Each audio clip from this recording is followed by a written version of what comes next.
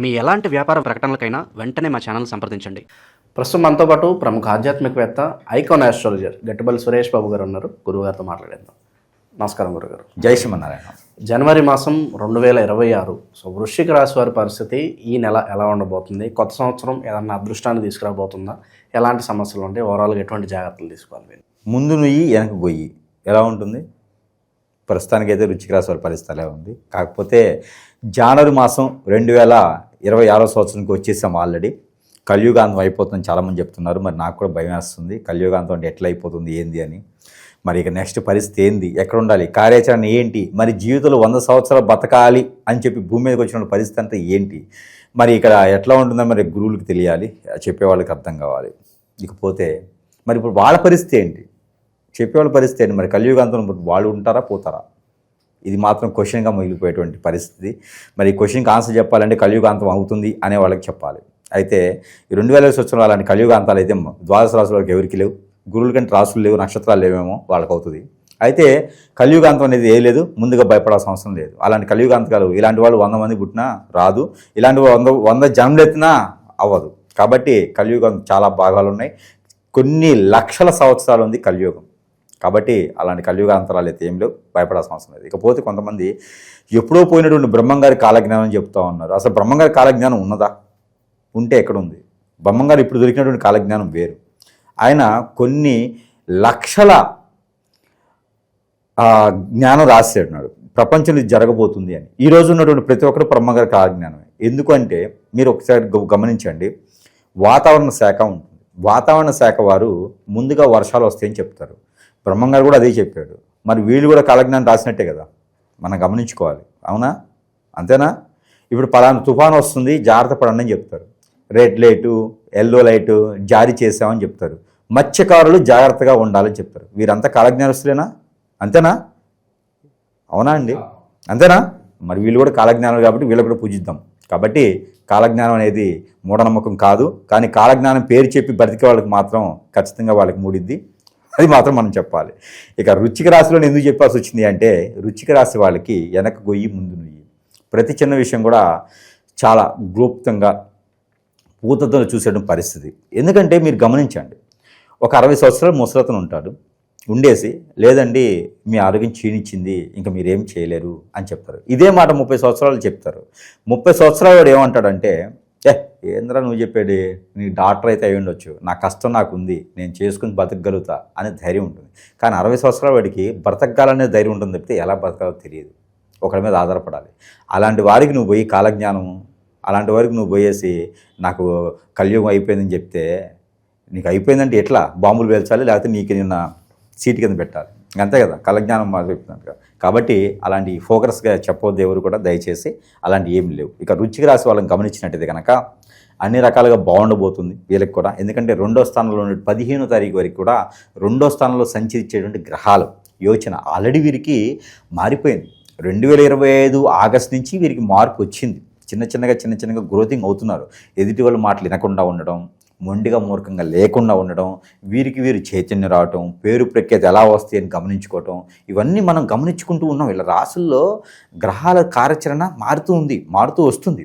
దాంతోపాటు 21 సంవత్సరం దాటినటువంటి స్త్రీ పురుషులకు ఇరువురికి కూడా వృశ్చిక రాశిలో ఉన్నవారైతే వారికి గ్రహచరణ, వారికి దశాంత దశలో కూడా శని కానీ శుక్రుడు కానీ లేకుంటే కుజుడు దశ ఉన్నవారు, ఆ బుధుని దశాంత దశ ఉన్నవారైతే కనుక కొంతమంది స్థలాలు కొనటం, పొలాలు కొనటం, రైతులుగా రాణించడం, ఇవన్నీ కూడా 2025 ఆగస్టు నుంచి కూడా కొనసాగుతున్నాయి. ఇక ఈ కార్యాచరణకి వెళ్తూ గ్రహాలన్నీ కూడా కూటమిగా ఏర్పడి ఇక్కడ ధనుసు రాశులు ఏర్పడుతూ ఉన్నాయి. ఇది 2026 సంవత్సరం జనవరి మాసం 15వ తారీఖు వరకు కూడా కొనసాగుతూ ఉంటాయి. ఇక 17వ తారీఖు తర్వాత అయితే మళ్ళీ వారికి 3వ స్థానంలోకి వస్తాయి. 3వ స్థానంలోకి రావడం అంటే మామూలు విషయం కాదు. పిల్లలు ఉత్తీర్ణులు అవుతారు, మంచి ఏజ్కి వచ్చినటువంటి పిల్లలు జాబ్ చేస్తారు, మంచి సంబంధాలు కుదురుతాయి పిల్లలకి. వృశ్చిక రాశిలో పుట్టినటువంటి పిల్లలకి కాదు, వృశ్చిక రాశి వాళ్ళకి పుట్టినటువంటి పిల్లలకి, వారి పిల్లలకి మంచి నైపుణ్యం ఉంటుంది, పోటీ పరీక్షల్లో మంచి పాస్ అవుతూ ఉంటారు. ఇక 21 సంవత్సరం దాటినటువంటి వారికి పెళ్లి చేసుకోవడానికి యోగ్యత వస్తుంది. అనుభవించడానికి యోగ్యత వస్తుంది, డబ్బు ఆదాయం వనరులు పెరుగుతాయి. ఏది రెండో స్థానంలో ఉన్నటువంటి గ్రహాలన్నీ వీరికి మంచి సూచిస్తున్నాయి కదా. శుక్రుడు మంచి లాభాన్ని ఇస్తున్నాడు, బుధుడు మంచి లాభాన్ని ఇస్తున్నాడు, ఆ కుజుడు కూడా మంచి లాభాన్ని ఇస్తున్నాడు. రెండో స్థానంలో ఉంటే కుజు దోషం అంటారు, కానీ వీరికి మంచి లాభాన్ని ఇస్తాడు. వృశ్చిక రాశి కదా, వృశ్చిక రాశికి అధిపతి కేతువు అయితే కుజుడు ఫ్రెండు. అలానే కుజు దోషం ఎక్కడ ఉంటుంది? ఇంకా దానికి తగ్గట్టుగా 6వ స్థానంలో ఉన్నటువంటి గురువు మంచి యోచనతో వీరికి వెళ్ళి చూస్తూ ఉన్నాడు. ఇక ఎక్కడ వీళ్ళకి దోషాలు ఉంటాయండి? ఎందుకు వాళ్ళని భయపెట్టి చంపుతున్నారు జనాన్ని? కాబట్టి అలాంటి కార్యాచరణ ఏం లేదు. జనవరి మాసం చాలా ఆహ్లాదకరంగా, చాలా ఆనందంగా వీరు నిద్ర లేవాలి, కోడికొత్తులు వినాలి, మేగటి పెరుగులు ఉండాలి అనుకుని ఎట్లయితే ఉంటుందో అదే రకమైన వాతావరణం వీరికి లభ్యపడిపోతుంది. కాబట్టి ప్రతిరోజు కూడా జున్ను తినేటువంటి ఆహారం వీరికి లభ్యపడుతుంది. అలాంటి కార్యాచరణ ఉంటుంది. ప్రతిరోజు ఒక కొత్త అల్లుడు ఇంటికి వెళ్తే ఎలా ఉంటుందో వీరి బ్రతుకు జీవనం కూడా అలా ఉంటుంది. కాబట్టి వృశ్చిక రాశి వారు భయపడే అవసరం లేదు. వెనక గొయ్యి ముందు నొయ్యి, ఇది మాట్లాడదాం. ఇది మాట్లాడాలంటే ఆర్థికపరమైనటువంటి ఇబ్బందులు. ఎక్కడైనా డబ్బు ఇచ్చున్నారనుకోండి, ఖచ్చితంగా శత్రువు అయిపోతారు. వారు తమ్ముడైనా, అన్నైనా, మామైనా, బాబాయ్ అయినా ఎవరికైనా డబ్బు ఇచ్చారంటే మాత్రం శత్రువు అవుతారు. కాబట్టి డబ్బు ఇవ్వకండి ఎవరికి. ఒకవేళ పాత డబ్బులు ఎప్పుడైనా ఇచ్చి ఉంటే అడగండి, వారు ఇచ్చారా తీసుకోండి. మనం ఎవరిని కూడా ప్రేమించే తత్వం లేకపోయి ఉండొచ్చు, గౌరవించే తత్వం ఉండాలి. మనం శత్రువులను తెచ్చుకోకూడదు. వృశ్చిక రాశి వారికి శత్రువులు ఉండకూడదు అసలు. వృశ్చిక రాశి శత్రువులు అంటే వారు బాగుపడ్డ ఎదుటివాడు. కాబట్టి వృశ్చిక రాశి వాళ్ళతో ఎవరు శత్రుత్వం పెట్టుకోకండి. వారితో శత్రుత్వం పెట్టుకున్నారంటే ఎదగలేరు. ఇక చాలా కష్టం. వాళ్ళ నోట్లో నుంచి ఒక మాట మాట్లాడడం రాంగా అంటే అది ఖచ్చితంగా అవుతుంది. మంచిది అవ్వదు కానీ చెడు అవుతుంది. కాబట్టి వృశ్చిక రాశి వారు మీ చుట్టుపక్కల ఎవరైనా ఉన్నారా అంటే మంచి కోరుకోమని చెప్పండి, చెడు కోరుకోవద్దని చెప్పండి. చెడు కోరారా అంటే ఖచ్చితంగా అయింది. అది మాత్రం గుర్తుపెట్టుకోండి. ఇది మకర రాశి వాళ్ళ అదృష్టం అనుకోండి. ఎవరైనా శత్రువు వచ్చాడు నన్ను కొట్టబోతున్నాడు అంటే, కొట్టరాబాయి నేను ఎట్లా ఉంటావో నేను చూస్తానంటే వాడు నిజంగానే ఉండడు. కాబట్టి అది అనిపించుకోవద్దు వేరే వాళ్ళు. అందుకని వృశ్చిక రాశి వాళ్ళని జాగ్రత్త కాపాడుకుంటూ వస్తే దేవుళ్ళతో సమానం, కాపాడుకోలేకపోతే దెయ్యంతో సమానం. కాబట్టి వాళ్ళు ఏమనరు. వారి ఆలోచన వచ్చింది అంటే మనమే చెడుగా, మనకేదో చెడు జరుగుతుందని అర్థం. వారితో చాలా జాగ్రత్తగా ఉండాలి.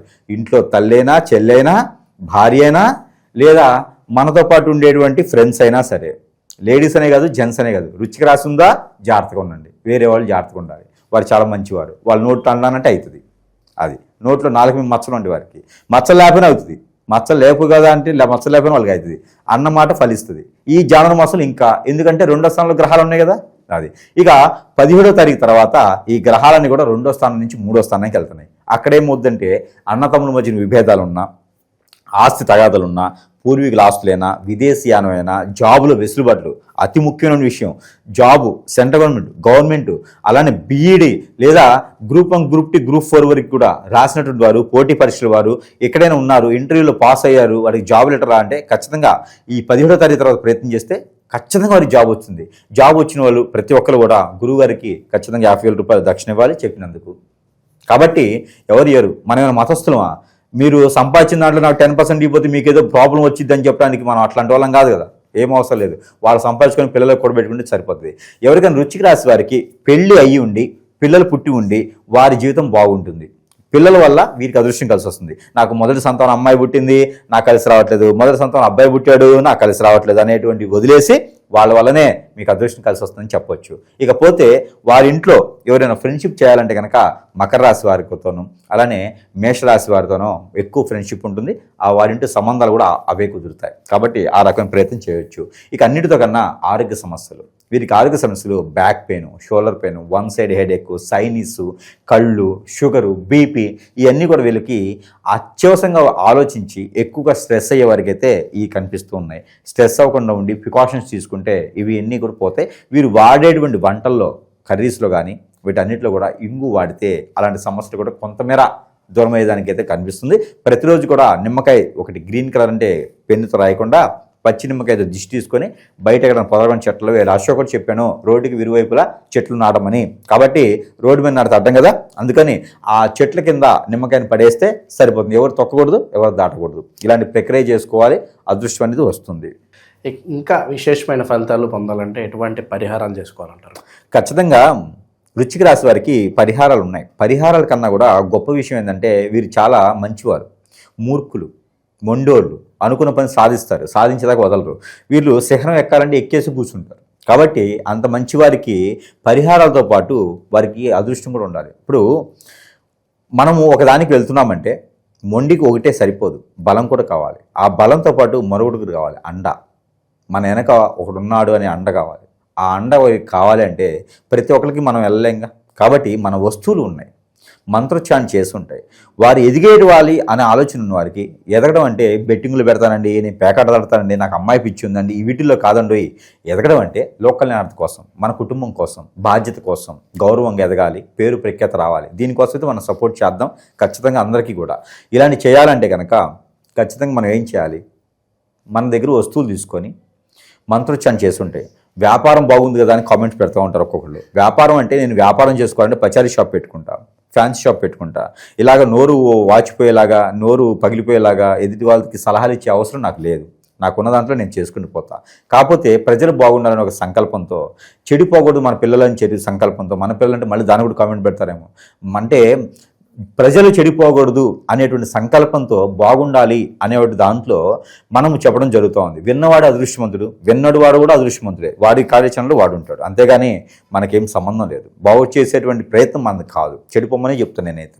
ఎందుకంటే చెడిపోతేనే, తడిస్తేనే ఇల్లు కట్టుకుంటారు. కాబట్టి చెడిపోతేనే వాడు బాగుపడేదానికి యోచన ఉంటుంది. కాబట్టి ఒకటి, మన దగ్గర చేసినటువంటి వస్తువులు చాలా ఉన్నాయి, మంత్రోచ్చారణ చేసి ఉంటాయి. వారికి ఏదైనా స్ట్రెస్ అయినా, ఇప్పుడు ఒక ఆడపిల్ల ఉంటుంది, పెళ్ళవుతుంది, పెళ్ళైన తర్వాత అమ్మోళ్ళ నుంచి అత్తోళ్ళ ఇంటికి వస్తుంది, వచ్చిన తర్వాత పిల్లల్ని కంటుంది, పిల్లల్ని కన్న తర్వాత పోషించుకుంటుంది, జాబు లేదు, భర్తే పోషించాలన్నప్పుడు ఆ భర్త మంచి బాధ్యతగా ఉన్నటువంటి వ్యక్తి ఉంటాడు, బాగా వినండి, బాగా వ్యక్తి ఉంటాడు.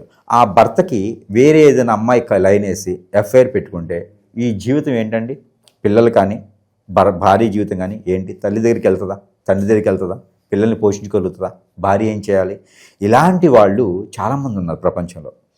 వారందరూ బాగుండాలి అంటే మనం చెప్పినవి వినాలి, మనం చెప్పింది ఆచరిస్తే ఎఫ్ఐఆర్స్ లాంటివి పెట్టుకోకుండా అలాంటి వాటి జోలు వెళ్లకుండా ఉంటే చాలా బాగుంటుంది.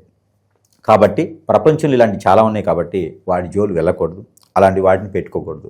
ఈ రుచికి రాశి కూడా ప్రపంచం అంటే చాలా పెద్దది. దాంట్లో మన జీవితం, మన కుటుంబం, మన పిల్లల్ని మన బాధ్యత ప్రకారంగా తీసుకుంటే వారు రేపటి రోజున మనం చేయలేటువంటి కోరికలు కార్యాచరణ మన పిల్లలు చేయొచ్చు. కానీ నువ్వే ఏటో ఒకటి వెళ్తూ ఉంటే నీ పిల్లల సంగతి ఏంటి? చెట్టుకోలు కుట్టుకోలు అవుతారు. కాబట్టి ఇలాంటి వాళ్ళందరికీ కూడా సానుభూతి మనం చూపించాం. కాకపోతే మన కార్యాచరణ ప్రకారంగా కొన్ని రకాలుగా వస్తువులు ఇస్తాం.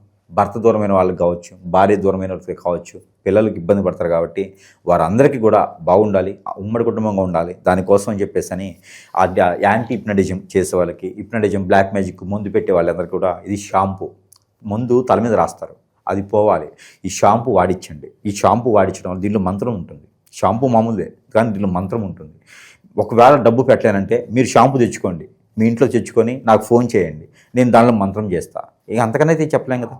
ఈ షాంపూ మంత్రం చేసింది ఉంటుంది. ఈ మంత్రం చేసినటువంటి షాంపూ వాడించడం ద్వారా వాళ్ళలో ఉన్నటువంటి నెగిటివిటీ కాకుండా హిప్నాటిజం, బ్లాక్ మ్యాజిక్, అష్టదిబ్బందన, ఇవన్నీ స్పిరిట్ లాంటివన్నీ కూడా తొలగిపోతూ ఉంటాయి. దీంతోపాటు ఇది ఒత్తి, ఇందులో చాలా రకాల యంత్రాలు ఉంటాయి. ఈ యంత్రాలు ఉన్న ఒత్తి ప్రతిరోజు కూడా నైట్ పనుకునే పోయే ముందు ఇలా పెట్టి వెలిగించుకోవాలి. ఇది కొండెక్కేందుకు దీన్ని చూస్తూ కూర్చోవాలి. ఈ ఒత్తి వెలిగించుకోవడం ద్వారా మనలో ఉన్నటువంటి హిప్నాటిజం, బ్లాక్ మ్యాజిక్ అన్ని జాతకాల్లో రావండి. నక్షత్రాల జాతకాలు రావు. అన్నీ మన జరిగేటువంటి క్రియలన్నీ జాతకాల్లో కనపడవు. అలాంటి గురువులే చేస్తారు. చాలామంది గురువులు మంచి వాళ్ళు ఉన్నారు, అందరూ చెడ్డ వాళ్ళని చెప్పలేం. గురువుని ఎంచుకొని వాళ్ళ దగ్గరికి వెళ్తే కనుక ఏదైనా ఇవ్వచ్చు, వాళ్ళకి నచ్చింది చదివింది. మన దగ్గర అయితే కనుక ఈ ఒత్తులు ఉంటాయి. ఇవి వెలిగించుకుంటే కనుక 40 రోజుల కోర్సు ఉంటుంది. ఈ కోర్సు ఒత్తులు వెలిగించుకుంటే వారిలో ఉన్నటువంటి ఎన్ని రకాల దోషాలను కూడా చిటికలో ఇలా వెళ్ళిపోతాయి. దీంతోపాటు ఉంగరం, ఇంకా వారికి లైఫ్లో వెనక్కి తిరిగి చూడకుండా ముందడుగు వేస్తూనే ఉంటారు, మడిని తిప్పరు, మాట తప్పరు. అలాంటి వ్యక్తులు ఉంటే కనుక నేను ఏదో సాధించాలన్న వారికి మాత్రమే ఇస్తా, డబ్బులు ఇచ్చినా ఇవ్వను. సాధిస్తాను, తప్పు చేయను అనే వారికి నా ఉంగరం ఇస్తా. ఈ ఉంగరం పెట్టుకుంటే జీవితంలో ఖచ్చితంగా కష్టపడితే చాలు పైకి వెళ్తారు. వారి జోలు ఎవ్వరు రానకుండా కట్లు నేనేస్తా. ఎలాంటి చెడు వారి దగ్గర రానికుండా, ఎలాంటి హిప్నటిజం చేతబడి ఎంత పెద్ద గురువైనా, నేషనల్ లెవెల్ అవార్డు అందుకున్న గురువైనా ఏ చెడు క్రియేట్ చేసినా వారి దగ్గరికి రాకుండా నేను చేస్తా. ఈ ఉంగరం పెట్టుకుంటే ఎవ్వరు వాళ్ళ దగ్గరికి రారు, మంచే జరుగుతుంది. ఎవరికైనా కావాలంటే కూడా సంప్రదించవచ్చు. సరస్వైనటువంటి ధరల్లోనే ప్రేక్షకుల వద్దకి చెంతకై చేర్చడం జరుగుతూ ఉంది. దేవుని అనుగ్రహం కూడా ఖచ్చితంగా కావాలి. వారు ఏ మతస్థులైనా, ఏ గురువుని నమ్ముకున్నా కూడా గురువుకి సాష్టాంగ నమస్కారాలు, గురువుకి నమస్కారాలు చేయకండి. దయచేసి గురువుని దేవుని చేయకండి. దేవుడు వేరు, గురువు వేరు. గురువు మనకు కార్యాచరణ చూపిస్తాడు, దేవుడు మనకు కార్యాన్ని ఇస్తాడు. కాబట్టి దేవుడిని నమ్మండి, గురువుని నమ్మకండి. అవసరమే లేదు. పని అయిపోయిందా గురువు ఎవరో. కాబట్టి గురువు డాక్టర్ ఒకటే. కాబట్టి ఈ యొక్క రాశి వారు ఎవరైతే ఉన్నారో దేవుని అనుగ్రహం ఖచ్చితంగా కావాలి. ఈ దేవుని అనుగ్రహం కావాలి అంటే కనుక శివునికి నమ్మండి, లేదా విష్ణువుకి నమ్మండి, లేదా మీ కులానికి సంబంధించిన మతానికి సంబంధించిన ఉంటారు కాబట్టి వారిని నమ్ముకోవచ్చు. ఇకపోతే వీరికి పరిహారాల నిమిత్తంగా వచ్చినట్టయితే కనుక ఒక 1/2 లీటర్ పాలు తీసుకొని ఆ పాలల్లో కుంకుమ పువ్వు వేసి దాంట్లో కొంచెము ఇది మనకి బాదం పౌడర్ వేసి, ఈ బాదం పౌడరు కుంకుమ పువ్వు వేసినటువంటి పాలు ఏవైతే ఉన్నాయో ఇవి నాగపడిగలకి లేదా శివాలయంలో శివుని భగవానికి అభిషేకం చేసినట్టయితే కనుక అన్ని రకాల ఇబ్బందులు అనేది ఖచ్చితంగా తొలగిపోతాయి. ఇక వీరే చేసుకోవాల్సిన పరిహారం కూడా ఉంటుంది. ఏంటంటే కనుక మిరియాలు, ప్రతిరోజు కూడా మిరియాలు ఒక 7 తీసుకొని 9 మిరియాలు తీసుకోండి, 2 తినండి. ఒక 7 మిరియాలు తీసుకొని ఉదయించే సూర్యునికి నీళ్లు ఆర్జనివ్వండి. ఆ నీళ్లు ఆర్జనిచ్చేటప్పుడు మిరియాలు చేతిలో పెట్టుకొని ఆ నీళ్లు ఇలా వదలాలి, మిరియాలు కింద పోయేలాగా. అప్పుడు మనకి గవర్నమెంట్ సెంటర్ జాబ్స్ కావచ్చు, కోల్పోయినటువంటి ధనధాన్యాలు ఇవన్నీ కూడా మళ్ళీ మనకి సాధించుకునేలాగా ఉంటుంది. ఎవరైనా ఇంట్లో మాట వినట్లేదా, ఎవరైనా ఇంట్లో తప్పిపోయినారా, ఎఫ్ఐఆర్స్ పెట్టుకున్నారా, మారట్లేదా, ఇవరంతా కూడా ఒక రాగి చెంబు తీసుకోండి.